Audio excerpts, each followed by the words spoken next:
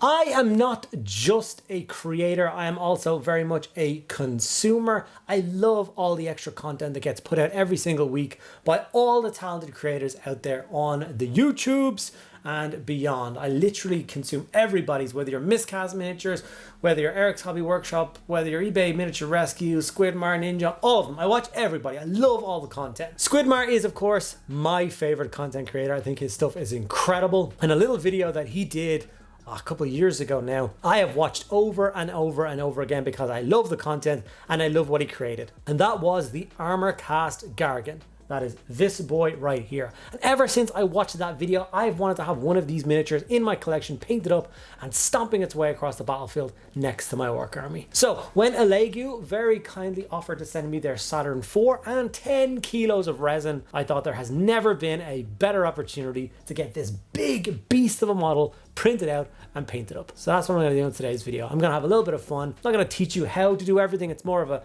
kind of an entertainment-y style video where I just go through the process of trying to get this beast painted up and looking well. So big thank you for ELEGOO for sending out this printer. There are links to it down below. What can I say about the printer? It did a fantastic job. These pieces are, I think I've used 6 kilos of resin. So far this piece weighs 6 kilos. So to have pieces that weigh that much being printed on a bed, it's not an easy task. So the machine did fantastically. So yes, I can thoroughly recommend this as an awesome machine to have in your printing arsenal if you're looking to get into it. So all that stuff will be linked down below. Once again, big thank you to ELEGOO. Let's get stuck in. Okay guys, so obviously this video would not have been possible without ELEGOO sending me out their Saturn 4 printer and 10 kilos of resin. I don't think I have another printer that could handle parts this large and this heavy.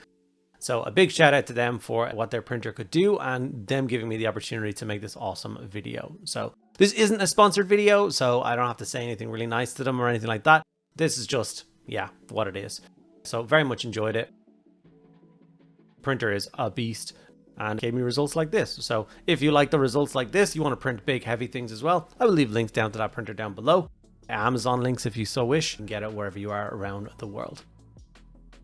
So once I managed to get all of these massive parts printed and cleaned up, this was the final result. I did leave it in some sub-assembly sections for ease of painting. I did actually change it up a little bit. This body section that I pulled off, I did in the end decide to glue that onto the base of the model. So the whole like core center structure was one piece. But before I did that, I decided I was going to base the miniature. Why? I don't know. I just prefer miniatures on bases. I feel like they're more secure. They're not going to get scratched or scuffed or fall over, or I don't know. It just protects them. I don't know. It's just something that I like. I also decided that I was going to give it a little tactical rock. So a 6 kilo resin Stompa definitely deserves a little tiny tactical rock. So I got some cork out, glued it into place, traced out where the feet were going to go, and then started to carve away and hack away at the cork board to make that fit into some sort of like rocky outcrop. Basically, the model sits really, really, really low, like scraping the ground low. And I just wasn't here for that, so I decided to make it just a little bit taller, stand a little bit higher up on those rocks, made it a lot easier for basing it later on. And I think the belly gun looks a little bit more imposing and stuff like that when it's taller, so that's what I did. If you don't like it, I don't care. I love it. It makes me feel better. Somewhere good to hold it, and as you can see, it's quite secure. I then gave the model a spray of just a nice matte black. This is from Colorforge. Yeah, they sent me out a bunch of sprays a while ago and I've been testing them to death. I won't be saying anything about Colorforge sprays until I've literally used the entire can of everyone they've sent me, because I really want to know what I'm working with before I give a review. But so far they've been fantastic. So this is the matte black across this entire beast. So with the matte black then applied, it was time to decide on the painting style, and obviously red to match my Ork army. I decided to go for some hazards. So originally it was going to be like checks and dags, like traditional Ork. But obviously I rewatched Squidmar's video 9 million times, and he did these beautiful stripes across the stomach. I know Orks aren't very well known for doing hazard stripes, but I love doing them. I think they look awesome. And I think they definitely add a lot of punch to a lot of the models that I do. Like I said, I'm a mediocre painter. I can pull off a decent paint job, and it's only through like tools and techniques that you can, like, I can push my miniatures a little bit further. And this is one of those techniques that I think I'm quite good at, and I think it leaves a really nice review. So I meant to say result, not review, but Paul. So obviously I taped off where it needed to be, and then I used inks for doing my hazard stripes. This is Indian ink over a white ink base coat with an airbrush. And yeah, I've decided that these were the first parts that I was going to do because I didn't want to have to try and mask off a huge portion of the Titan later on to not mess up these. So what I did was I did the hazard stripes and then I retaped up. So obviously his big mouth grill got done with a hazard stripe as well. And then I put some frog tape over the top of that. And then with a very sharp scalpel, I just cut away the excess. So basically this beautiful hazard stripe is done. And now they're covered by that tape. I can move ahead and paint the rest of the model and get stuck in with that. I actually grabbed a bunch of Army Painter air paints for this because I just have them on my shelf. They're really good paints. That's what all of the browns and reds and stuff you're going to see are Army Painter reds. This isn't a painting tutorial or anything like that. It's more a passion project. I genuinely have watched that Squidmar video, I'd say at least 10 times. I just think it's such a cool thing. I love those kind of project-based videos. They're my favorite thing to watch on YouTube if I'm scrolling. Like, a lot of people get confused when I tell them that my main source of entertainment is YouTube. A lot of people just see it as a tool place, you know, like a tutorial based kind of platform. If you need to learn how to put up a shelf or, you know, change a tire, you can go on YouTube and learn. But it's my Netflix. I go online to YouTube and watch everybody's videos and have, you know what I mean? That style of like consumer is what I am. I definitely use it when I need to learn something as well. But on a daily basis, I just get stuck in. So not every video being a tutorial video is really good for me, even though it's what I generally make. I love that other creators out there just lean heavily into the I'm just going to make a fun rewatchable video, because I don't know how many times I've watched his, you know, his Manta series or his Warlord Titan series or Metal Thunderhawk series. I just like them as like, to me they're like a series of a TV show. I just get to sit back and watch and enjoy. So yeah, I watched that a bunch and I know I got stuck into getting this beast of a thing going in with the red. So I gave it a nice dark brown spray over the top, helped cover the overspill of the hazard stripes, and gave me a nice base coat to work up with these nice rich warm browns. So I hit it with a mid-tone. Well, it's actually more of a base tone, and I hit it with a mid-tone. I don't go all the way up to a high tone because I think that would be more like Blood Angels territory. It would just be super bright, and it's not exactly something that I'm after for an orc project, if you know what I mean. Like I said, I'm not used to making videos like this. Hopefully you do enjoy it. I'm not sure what the pace should be or what bits you want to see / don't want to see. So I'm doing my best here. Hopefully you guys will be kind in the comments section. Let me know if you enjoyed this video. And if you do want me to do more of these videos in the future, I have a couple of other files put away that are old Armorcast miniatures. I've got an old Reaver Titan and I have another Orc kind of a Battle Fortress style thing. So if those are files you wanted me to print out and paint up, please do let me know. I'd be more than happy to add those awesome pieces to my collection. But this is definitely the thing that was going to be first. Ever since I watched Squidmar's video, I definitely have had that on my back of my mind that one day I will print out this beast. And I have a bunch of really nice printers, but I don't actually have large scale printers. A lot of the parts on this just would not have fit on any other printer that I own. So it was nice that I finally got something a bit larger. I have lots of large printers, but some of these parts are really large. So going in with the mid-tone now, obviously going in the panels, in betweens, just making the panels pop a little bit, that kind of rough paint job that an orc would do. I'm not going to lie, whilst I was kind of finishing up the recording stage of this video and it was sat on my table, kind of finished, I keep glancing at pieces that I'm really proud of. I leave it kind of around for a couple of days as inspiration, like, oh, look what I did kind of thing, you know? I love doing that. Now, this thing originally is a Great Gargant, and that got me thinking, I wonder if there's a 3D printing company out there that I can give these files to, and they can print this thing for me again, but Warlord scale. Because this is supposed to be a Great Gargant, which is about Warlord scale. And Armorcast models back in the day obviously could only be printed so large, only be sculpted and cast so large. So to them, this was like the peak. This was gigantic. But now it's about the same size as a standard Stompa. And I think I would be quite happy to paint this whole thing again, but much bigger.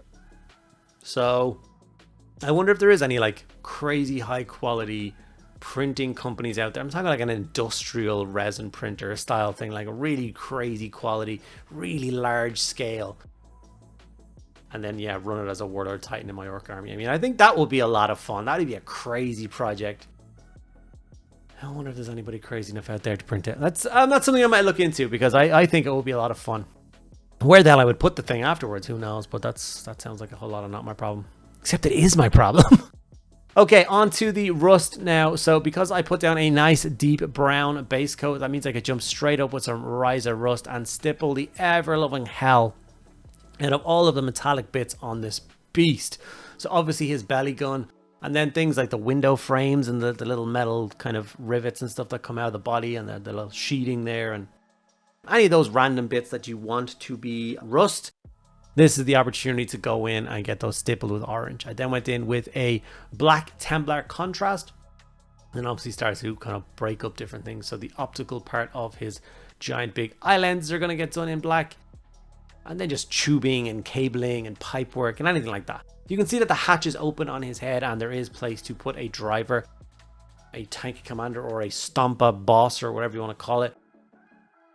Obviously, I don't have a large old school Space Ork collection. I don't have any real old Space Ork models.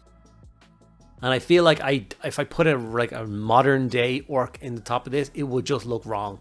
So I think I'm going to have to go online and try and find an old like Space Ork tank commander style Ork model and get him painted up really nice and glued on top there. I think it's missing that point, and it's why I didn't do anything to like close the hatch or anything like that, because I knew in the future that I did want to revisit this project and add a couple of extra gubbins. You can also see all the little like holes in his stomach and in his chest, which are like little gun ports and stuff like that. I feel a lot of them would have benefited from Ork barrels protruding, so shooter barrels or tank cannon barrels or anything like that. So to give it the idea that it is actually bristling with guns, I feel like it's missing that a tiny bit. So that is another step that I might do. I might like revisit this thing and like add all those bits on the tank commander and stuff, and just make it look kind of the last few touches, if you will. But yeah, you may have noticed that while I was airbrushing up all of the stripes, I did cover it up before showing you the result. I didn't think you deserved to see the satisfying hazard stripe result that early in the video, so obviously we're going to push forward and do that a little bit later, i.e. in a moment. So I think it's something that's going to be exciting. I'm going to put a couple of kind of washes over some other metallic bits that I blocked in. But now it's time to start like actually weathering and chipping and doing damage to this whole beast, which means that I'm going to have to reveal the hazard stripes, because obviously they're not going to be pristine underneath. They need to be all weathered and bashed as well. So here is the Ork jaw on the Stompa's head, which I think is pretty cool. I'm glad I decided to give it a big hazard stripe maw. I really like it. Now, somebody did tell me the other day that the frog tape was going to be too strong, it was going to lift the paint, and I was like, no, it won't. So it absolutely did. It's okay though, it added to it. So I didn't take it off the black, it just took it off of the yellow. I did it a little bit worse on the other side. And I don't mean worse as in it looks bad, worse as in it's done it more, but I actually really like the result.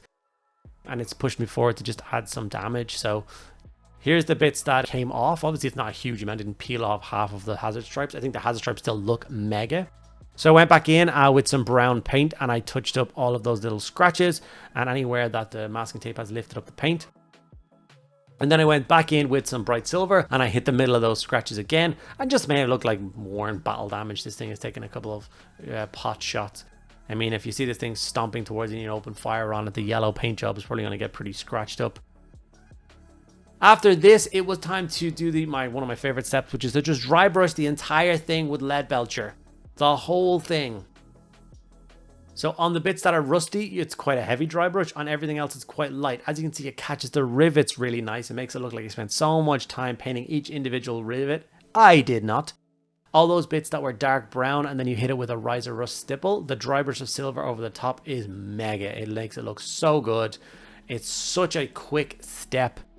And I think it makes the whole thing look nice and weathered and just bashed and chipped and worn. And I was really happy with it after that silver dry brush. I mean, look at the size of it now, the side of it now. Big fan. So obviously, like I said, this went across the entire piece. The head of the arms, of course, are going to get done. The claw was one of those things where it was my least favorite part of this model. I don't know what it is, but I just don't like it all that much. I think it's like the way it's pointed up in the air, the amount of space it takes, like in front of the model. Like I was very tempted to just mirror and print a second gun arm on this thing. But I decided, no, it's got a big mega close combat weapon. It's an orc construction. Let's just push forward and get it done. And once I was, got all the rust done on it and dry brush stuff, I did like it a lot more. Once it was glued into place at the end, I was glad that I finished off and got it done. Of course, a monumental amount of dark earth texture paste from AK Interactive was used on the base. We got it dry brushed up after that, and then we were ready to rock and roll. If you guys enjoyed this video, if there's any bits and pieces that you need to purchase and you are an England goer, do remember that we do have an Element Games affiliate link down in the description below. So if you want to buy any Games Workshop stuff, any AK stuff, any nice brushes, any board games, anything like that, Element Games, usually you save yourself around 15% on your purchases from them. And then it also gives the channel a nice little kickback if you use our link below. So this is the final result, my beautiful baby boy. That's my boy. Is the Stompa or Gargant, if you will. Like I said, I love it. As you can see, there's some banners there. They got glued or pressed into place. They need to get painted up and put on top. Parts that I decided originally not to paint or print and paint, and then my friends told me that I had to. So they are now printed and on my back burner. I am so pleased with this absolutely mega project. I really do hope you guys enjoyed this and want to see more videos like this, because I'd be quite keen to make them and add more big pieces to my collection. Now we need to get this thing on a gaming table ASAP. Okay guys, and there we have it. The big boy is indeed finished. Apart from his banners, which I will talk to about in a minute, he was a monumental project. He was quite a lot of work to print, get cleaned up, get assembled, and then he was an absolute blast to paint. I had so much fun getting this guy from just, sprayed gray to what you see in front of you. Originally, I was not going to have the banners present on this miniature, but when I shared it with a group of friends, they pointed out that it's supposed to have banners and that you're a quitter if you don't print them out. So I've printed out both banners. Didn't have time to get them painted right now, but I will get them painted in the very near future and get them glued on where they belong on top of this guy. This guy has affectionately been known as B.U.G around the studio. That's the name that he has come up with. So when you see B.U.G stomping across the battlefield towards you, you should be full of fear. B.U.G stands for Big Unfriendly Giant. So yes, he was awesome. There was a lot of challenges with painting this guy, more filming than anything else. Like, I'm not really set up to film painting larger scale sections of stuff, and I do struggle with that quite a lot. I'm gonna have to come up with a better system, because I do quite enjoy painting the larger stuff, printing and painting massive miniatures, and hopefully you guys enjoy that too, because I would like to continue doing it. In fact, I do have another 2 files for Armorcast out there, an Armorcast Titan, Imperial Titan. I believe it's a Reaver Titan, but it won't be that tall. And then I have an Armorcast Ork Battle Wagon or Battle Fortress. I think it was called a Skull Hammer. Now, so I have both of those old school Armorcast miniatures to print up and paint up. And if you want to see those in videos, please do let me know in the comments below. Thank you guys for watching. If you enjoyed the birth of the B.U.G, it will be stomping across battlefields very soon. Please do let me know by giving the video a like, asking me any questions you want in the comments below, and making sure you're subscribed so you don't miss out for all future uploads. I mean it. Subscribe. You've all been awesome. Hopefully you've enjoyed it. If you have, check out things like my Patreon channel member down below. You get an extra video every single week, which I think is a pretty cool benefit to being a member.